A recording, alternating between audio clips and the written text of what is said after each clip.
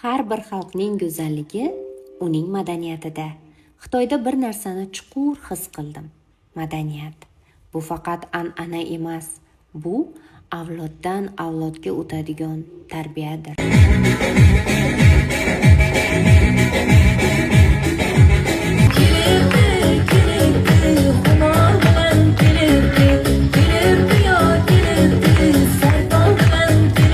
Xitoyda madaniyatni ko'rdim.